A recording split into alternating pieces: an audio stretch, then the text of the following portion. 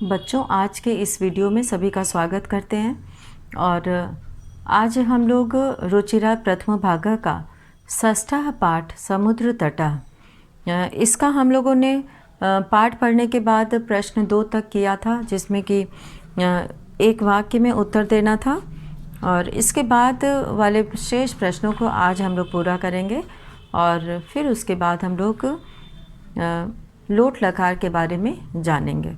लोट लकार, तो यहाँ पर हम लोग शुरू करते हैं। प्रश्न 3, मंजुषातः पदानि चित्वा रिक्त स्थानानि पूरयत। मंजुषा से पद चुनकर खाली जगह भरें। तो यहाँ पे मंजुषा में दिया है बंगोपसागरः, प्रायद्वीपः, पर्यटनाय, क्रीडा और संगमः। तो यहाँ पे प्रश्न क का वाक्य पढ़कर खाली जगह भरना है। कन्याकुमारी तटे त्रयाणाम सागराणाम भवति। तीनों सागरों का क्या होता है? संगम होता है। तो यहाँ पर हम लोग उत्तर 3 के क में भरेंगे संगमः। और ख में हम लोग यहाँ भरेंगे भारत देशः इति कथ्यते। भारत देश ऐसा कहा जाता है। तो यहाँ पर प्रायद्वीपः, क्योंकि 3 ओर से वो समुद्र से घिरा है, इसलिए वो प्रायद्वीप कहा जाता है। जनाः समुद्र तटम पर्यटनाय आगच्छन्ति। जनाः मतलब लोग, समुद्र के तट पर पर्यटनाय घूमने के लिए, यहाँ पे पर्यटनाय लिखेंगे क्योंकि लोग घूमने के लिए वहाँ पर आते हैं। और अब है यहाँ पे घ बालेभ्यः रोचते। बच्चों को अच्छा लगता है। क्या अच्छा लगता है? क्रीडा। क्रीडा मतलब खेल। क्रीडा जो है वो बच्चों को अच्छा लगता है। और भारतस्य पूर्व दिशायाम अस्ति। भारत के पूर्व दिशा में है बंगोपसागरः। सागर का नाम है बंगोपसागरः। यहाँ पर बंगोपसागरः।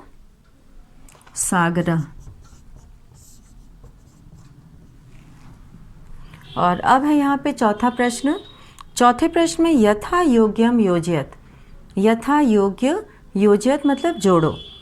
यहाँ पे पद दिया हुआ है समुद्र तटः, जिसको हम लोग अगले यहाँ पे तालिका में से लेंगे। पर्यटनाय समुद्र तट घूमने के लिए, क्रीडनकम खिलौना खेलने के लिए, खेलनाय। तो यहाँ पे उत्तर 4 हम लोग लिखेंगे और इसमें सबसे पहले समुद्र तटः को मिलाएंगे।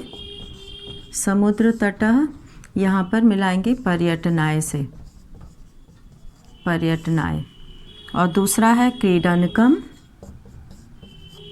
क्रीडनकम यानी कि खिलौना, इसको मिलाएंगे खेलनाय, खेलनाय। और फिर है दुग्धम। दूध किस लिए होता है? दूध पोषणाय, पोषण के लिए, शक्ति प्राप्त करने के लिए, पोषणाय। और दीपकः प्रकाशाय। दीपकः प्रकाशाय। दीपक यानी कि दिया प्रकाश के लिए होता है। यहाँ चतुर्थी विभक्ति है के लिए, खेलनाय खेलने के लिए, पर्यटनाय घूमने के लिए, पोषणाय पोषण के लिए, प्रकाशाय प्रकाश के लिए अर्थात उजाले के लिए। दीपिका हो गया। अब है विद्या। विद्या ज्ञान के लिए होता है, विद्या ज्ञानाय। तो यहाँ पर इस तरह से सही अर्थ के साथ जो है शब्द पदों को जोड़ा गया है। और प्रश्न 5 हम लोग अभी देखते हैं। प्रश्न 5 में दिया है कि तृतीया विभक्ति प्रयोगेण। तृतीया विभक्ति का प्रयोग करके रिक्त स्थानानि पूरयत, खाली जगह भरें। तो यहाँ पे यथा उदाहरण देकर बताया गया है जैसे। यथा का अर्थ होता है जैसे। व्योमः मित्रेण सह गच्छति। व्योम नाम है ये, मित्रेण सह यानी कि मित्रों के साथ, गच्छति मतलब जाता है। क बालकाः। तो यहाँ पे मित्र केवल पद शब्द दिया है, मित्र शब्द है और इसमें तृतीया विभक्ति का प्रयोग करना है। तो तृतीया विभक्ति का प्रयोग करने के लिए जो है वो मित्रेण हो गया है यहाँ पर, और बालकाः यहाँ पे बहुवचन है इसलिए बालिका भी हो जाएगा। तो हम लोग आगे उत्तर करते हैं। प्रश्न का संख्या बदलते हैं यहाँ पर।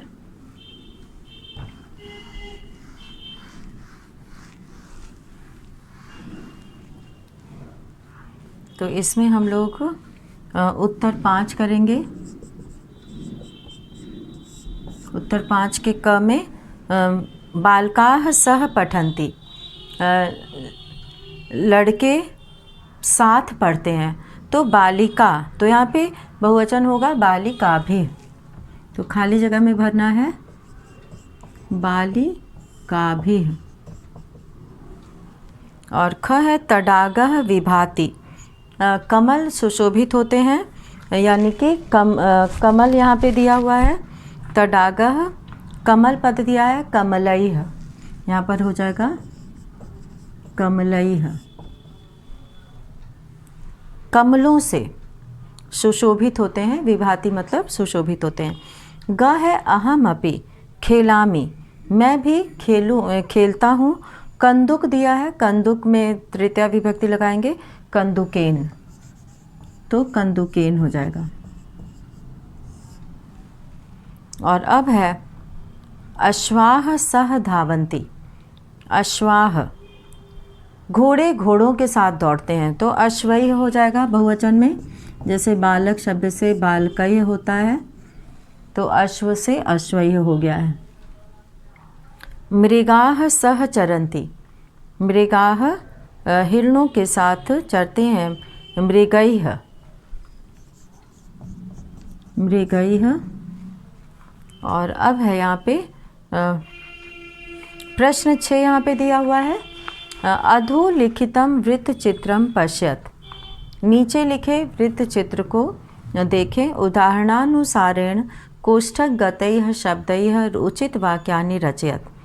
तो इसमें जो केंद्र में यानी कि सेंटर में जो पद दिया है रहीमः, वो सभी वाक्य के साथ जुड़ेगा। और जहाँ पे सबसे अंतिम में 1 नंबर लिखा हुआ है, तो वहाँ से हम लोग वाक्य बनाना शुरू करेंगे। तो पहला यहाँ पे उदाहरण दिया हुआ है, रहीमः मित्रेण सह क्रीडति, रहीम मित्र के साथ खेलता है। तो इसी तरह से दूसरा वाक्य बनेगा, रहीमः द्विचक्रिका आपणम गच्छति, रहीम द्विचक्रिका यानी साइकिल से दुकान जाता है, आपणम जाता है। अब है यहाँ पे कलम, रहीमः कलमेन, इसमें तृतीया विभक्ति का प्रयोग करना है। मित्रेण स हो जाएगा, द्विचक्रिकया स हो जाएगा, द्विचक्रिकया आपणम गच्छति हो जाएगा। और तीसरे में रहीमः कलमेन, तृतीया विभक्ति का प्रयोग होगा, कलमेन पत्रम लिखति, कलम से पत्र लिखता है। और चौथा वाक्य बनेगा, रहीमः हस्तेन, यहाँ भी हस्तेन हो जाएगा, कंदुकम क्षिपति, हाथ से गेंद फेंकता है। और अब है यहाँ पे पांचवा जो वाक्य बनेगा, रहीमः नौकया, नौकया जल विहारम करोति, रहीम नौका से यानी नाव से जल विहार करता है, जल में घूमता है। और छठा वाक्य बनेगा, रहीमः चषकेन, चषकेन यानी गिलास से जलम पिबति, जल पीता है, पानी पीता है। और सातवां वाक्य बनेगा, रहीमः तुलिका चित्रम रचयति, रहीम तुलिका से, ब्रश से चित्रम रचयति, चित्र बनाता है। और आठवां वाक्य बनेगा, रहीमः वायुयानेन, वायुयान से, ह्यः यानी कल, आगच्छत मतलब आया। तो इस तरह से यहाँ पे सब लिखा हुआ है। केवल दूसरे जो सर्कल है उसमें जो है तृतीया विभक्ति का प्रयोग करना है। और इसके बाद हम लोग यहाँ पर देखते हैं सातवां प्रश्न। सातवें प्रश्न में लिखा है, कोष्ठकात् उचित पद प्रयोगेण रिक्त स्थानानि पूर्यत, कोष्ठक से उचित पद का प्रयोग करके रिक्त स्थानानि पुर्यत यानी खाली जगह भरो। तो उचित पद चुनना है। यहाँ पर 2 विकल्प दिया हुआ है। तो पहला है धनिकः धनम ददाति। तो यहाँ पे उत्तर 7, उत्तर 6 सभी बच्चे अपने से बता दिया गया, सभी अपने से उसमें वाक्य लिख लेंगे पुस्तक में। और यहाँ पर प्रश्न 7 हम लोग करने जा रहे हैं, जिसमें कि पहला विकल्प हम लोग चुनेंगे धनिकः धनवान धनम ददाति, धन देता है किसके लिए? निर्धनाय। चतुर्थी विभक्ति का प्रयोग करेंगे निर्धनाय। निर्धनाय मतलब निर्धन के लिए, गरीब के लिए। और दूसरा है बालः विद्यालयं गच्छति, बालक विद्यालय जाता है। विद्यालय किस लिए जाता है? पठनाय, पढ़ने के लिए। पठनेन मतलब पढ़ने से हो जाएगा, पठनाय मतलब पढ़ने के लिए, पठनाय। और अब है ग सज्जनाः जीवन्ति, सज्जन लोग जीवित रहते हैं। परोपकाराय, परोपकारम नहीं होगा, परोपकाराय होगा चतुर्थी विभक्ति, परोपकार के लिए, परोपकाराय। और अब है यहाँ पर घ प्रधानाचार्यः पारितोषिकम यच्छति, प्रधानाचार्य पारितोषिक यानी उपहार, यच्छति मतलब देते हैं, छात्रेभ्यः, छात्रेभ्यः छात्रों के लिए। और अंग है नमः, तो शिक्षकाय नमः, शिक्षकों को नमस्कार प्रणाम, शिक्षकाय नमः के योग में चतुर्थी विभक्ति का प्रयोग होता है, शिक्षकाय नमः। तो इस तरह से यहाँ पे हम लोगों ने इस पाठ में जो है सभी प्रश्नों को पूरा कर लिया समुद्र तट का। और अब हम लोग यहाँ पर शुरू करेंगे 7वां पाठ, जिसमें कि कहानी थी बकस्य प्रतिकारः, बगुले का बदला। और इसमें जो है एकस्मिन् वने शृगालः बकः च निवसतः स्म, एक वन में शेर और बगुला रहते थे। इस कहानी को पढ़ने के बाद हम लोग लोट लकार का प्रयोग सीखेंगे। तो शुरू करते हैं हम लोग 7वां पाठ।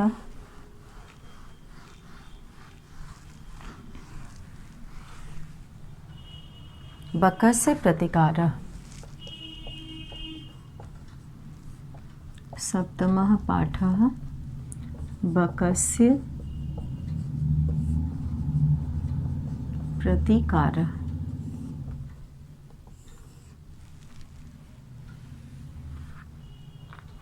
इसमें है कहानी एकस्मिन् वने शृगालः बकः च निवसतः स्म, किसी वन में शृगाल यानी सियार और गीदड़, जिसको कहते हैं गीदड़ और बगुला रहते थे। निवसतः स्म का अर्थ होता है रहते थे। स्म का प्रयोग अगर वर्तमान काल की क्रिया के साथ लगाया जाता है लट लकार का प्रयोग करके, तो उसमें उसका अर्थ अतीत काल का हो जाता है। निवसतः स्म रहते थे। तयोः मित्रता आसीत्, उन दोनों में मित्रता थी। एकदा प्रातः शृगालः बकम अवदत्, एक बार सियार जो है वो बगुले से कहता है, गीदड़ बगुले से कहता है, मित्र स्वः त्वं मया सह भोजनम कुरु, कल तुम मेरे साथ भोजन करो। शृगालस्य निमंत्रणेन बकः प्रसन्नः अभवत्, और सियार के निमंत्रण से बगुला प्रसन्न होता है। अग्रिमे दिने, अग्रिमे का अर्थ होता है अगले, अग्रिमे दिने अगले दिन, यानी कि जो आने वाला दिन था, दूसरे दिन। अगले दिन भोजनाय शृगालस्य निवासम अगच्छत, सह भोजनाय, अगले दिन वह भोजन के लिए उस गीदड़ के निवास पर अर्थात उसके घर, अगच्छत मतलब गया। यहाँ पे लंग लकार का प्रयोग है अगच्छत, गया। कुटिल स्वभावः शृगालः, स्थाल्याम बकाय शिरोधनम अयच्छत। और कुटिल स्वभाव वाला सियार बगुले के लिए शिरोधनम खीर अयच्छत मतलब दिया। बकम अवदच्च और बगुले से बोला, मित्र अस्मिन पात्रे इस बर्तन में आवाम हम दोनों अधुना सहैव खादावह। सहैव का अर्थ होता है साथ में ही। सहैव का अर्थ है साथ ही, यानी कि हम दोनों साथ ही खादावह खाते हैं। भोजन काले बकस्य चंचोः स्थालितः भोजन ग्रहणे समर्था न अभवत। और भोजन के समय वह बगुला थाली में अपनी चोंच से भोजन ग्रहण करने में समर्थ नहीं हुआ, अर्थात वो अपनी चोंच से थाली का भोजन नहीं खा पाया। अतः बकः केवलम शिरोधनम अपश्यत। और इसलिए बगुला केवल खीर को देखता रह गया। श्रृगालः तो सर्वम शिरोधनम अभक्ष्यत। और सियार तो पूरा शिरोधनम मतलब खीर,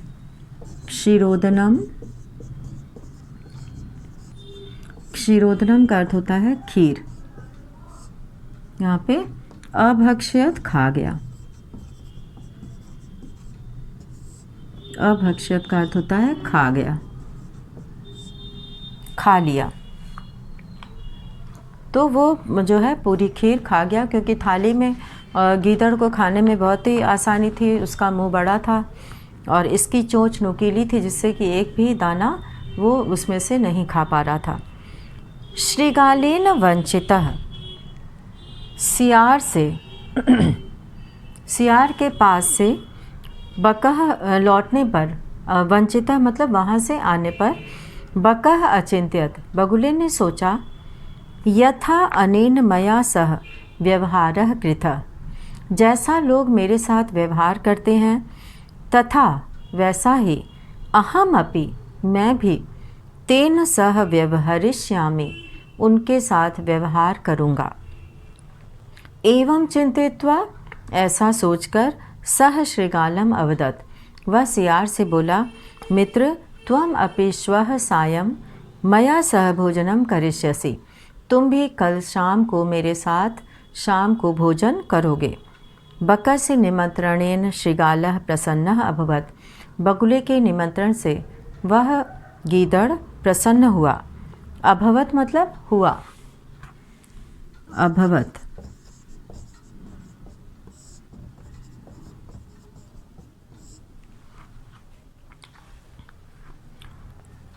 प्रसन्नः अभवत्।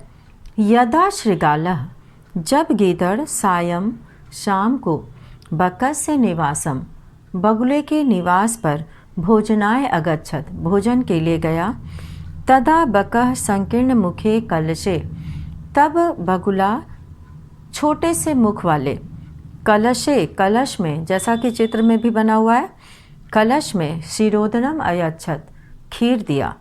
श्रृगालम च अवदत् और सियार से बोला, मित्र हे मित्र आवाम अस्मिन पात्रे सहैव भोजनम कुर्वः। आज हम लोग इस पात्र में साथ ही भोजन करते हैं। बकः कलशात चंचवा शिरोधनम अखादत। बगुला कलश से चोंच से खीर खा गया, परंतु श्रृगाल से मुखम कलशे न प्राविशत। परंतु गीदड़ का मुख उस कलश में प्रवेश नहीं किया, अंदर नहीं जा सका। अतः बकः सर्वम शिरोधनम अखादत और इसलिए बगुला पूरी खीर खा गया। श्रृगालः च केवलम ईर्ष्या अपश्यत और वह गीदड़ केवल ईर्ष्या से, जलन से केवल अपश्यत मतलब देखता रह गया। श्रृगालः बकम प्रति यादृशम व्यवहारम अकरोत्। सियार ने बगुले के प्रति जैसा व्यवहार किया, बकः अपि श्रृगालम प्रति और बगुले ने भी सियार के प्रति तादृशम व्यवहारम कृत्वा वैसा ही व्यवहार करके प्रतिकारम अकरोत् बदला लिया।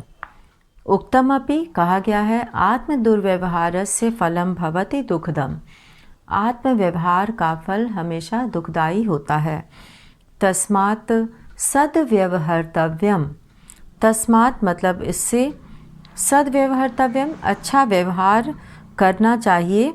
मानवेन सुखैषिणा मनुष्य को जो सुखैषिणा सुख चाहने वाले मनुष्य को हमेशा अच्छा व्यवहार करना चाहिए। तो इस कहानी से ये शिक्षा मिलती है कि हमें जो है हमेशा अपने साथ जैसा व्यवहार हम चाहते हैं वैसा ही व्यवहार हमें दूसरों के साथ भी करना चाहिए। तो इस तरह से यहाँ पर ये पाठ में हम लोगों ने पढ़ा और इसमें जो है कई प्रश्न यहाँ पर दिए हुए हैं और इन प्रश्नों में हम लोग सबसे पहले उच्चारणम कुरुत दिया है। यत्र यदा अपि अहर्निशम तत्र तदा अद्य अधुना कुत्र कदा श्वः एव अत्र एकदा ह्यः कुतः अन्यत्र च प्रातः सायं। तो ये है इसका प्रश्न और यहाँ पर हम लोग दूसरा प्रश्न यहाँ पे दिया है, खाली जगह भरना है और खाली जगह में यहाँ पे अव्यय पद दिया गया है जो नहीं बदलता है किसी भी लिंग में। तो यहाँ पे भ्रमणम स्वास्थ्याय भवति। तो प्रश्न यहाँ पे दिया है मंजुषातः उचितम अव्यय पदम चित्वा रिक्त स्थानम पूर्यत। मंजुषा से उचित अव्यय पद चुनकर खाली जगह भरें। तो यहाँ पे उत्तर 2 है। पहला तो उच्चारण करना था तो इसमें आ जाएगा प्रातः और सत्यम वद सदा, सर्वदा इसके लिए पद दिया है, सर्वदा सत्यम वद। और फिर है त्वम कदा मातुल गृहम गमिष्यसि। तो ग में कदा मतलब कब, मामा के घर जाओगे या जाओगी। दिनेशः विद्यालयम गच्छति। अहम यहाँ पे अपि तेन सह, अपि आ जाएगा भी। और विज्ञानस्य युगः अस्ति। अधुना विज्ञानस्य युगः अस्ति। अधुना ये सब अव्यय पद हैं। और रविवासरः अस्ति। अद्य, अद्य मतलब आज।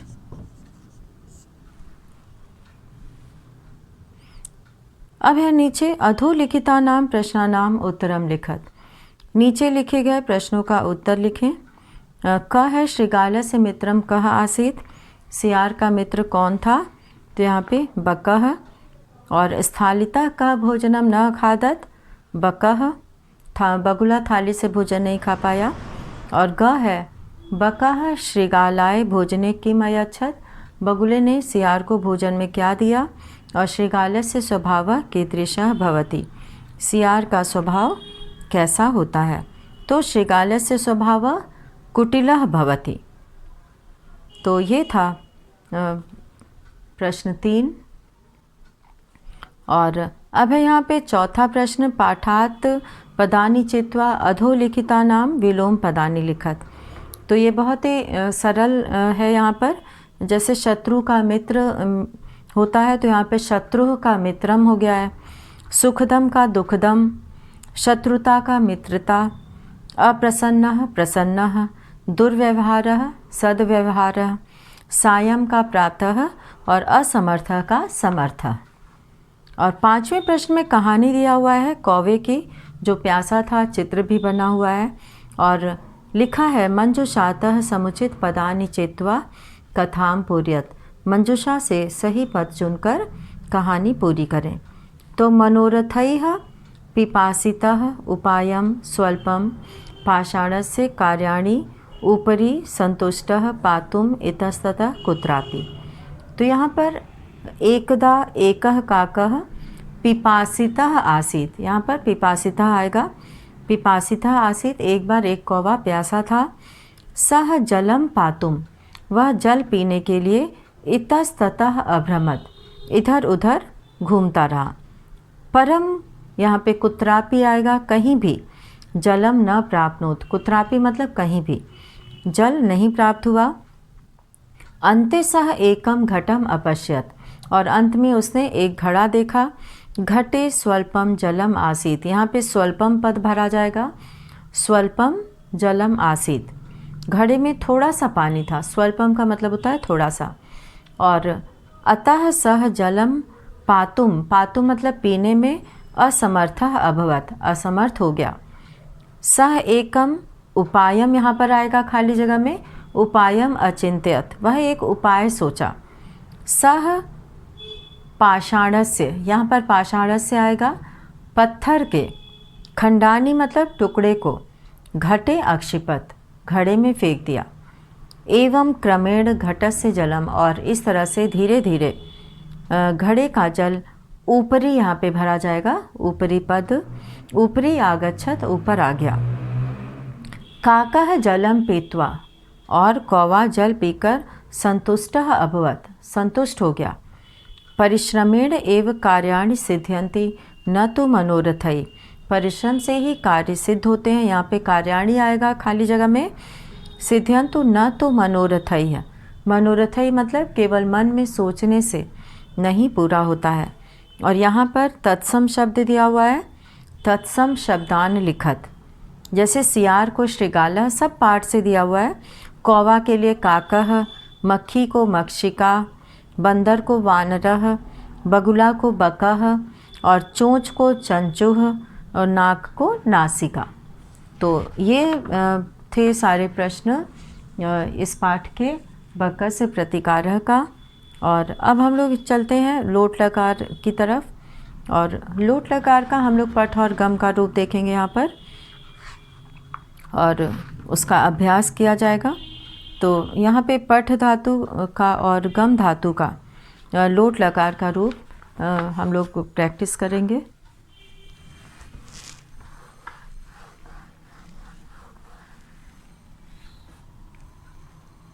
तो पठ धातु, यहाँ पे पठ,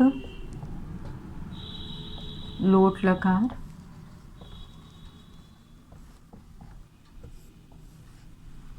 तो यहाँ पे हम लोग सबसे पहले एक वचनम, द्विवचनम और बहुवचनम, ये सभी में रहता है, यही क्रम रहता है। और यहाँ पे हो जाएगा प्रथम पुरुषः, और इसी तरह से तीनों में ही मध्यम पुरुषः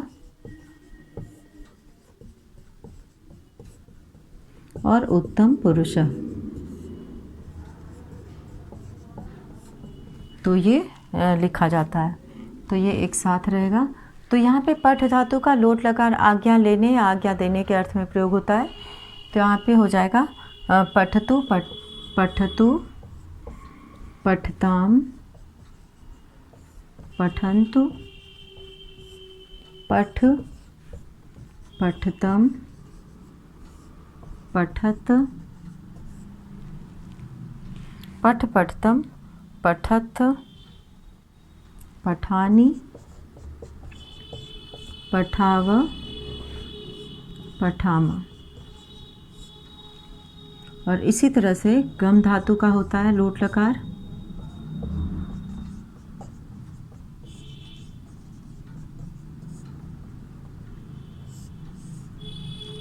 तो यहाँ पे सेम चीज़ रहेगा, पुरुष और वचन वैसे ही रहेगा। तो यहाँ पे गच्छतु, गच्छताम, गच्छन्तु,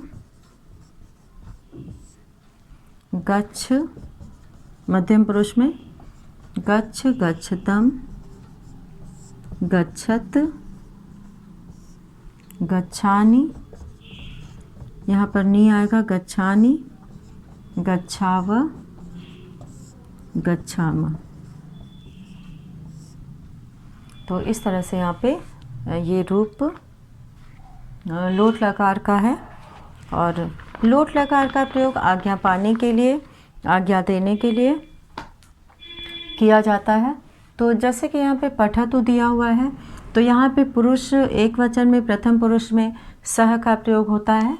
तो सह पठतु, वह पढ़े, तौ पठताम वे दोनों पढ़ें, ते पठन्तु वे सब पढ़ें, त्वम पठ तुम पढ़ो, युवाम पठतम तुम दोनों पढ़ो, और यूयम पठत तुम सब पढ़ो।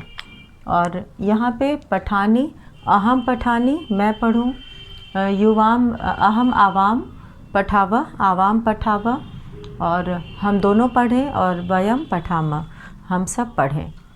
तो गम धातु में गच्छतु यानी कि जाएं, गच्छताम गच्छन्तु, और गच्छतम गच्छत, गच्छानी गच्छाव गच्छाम।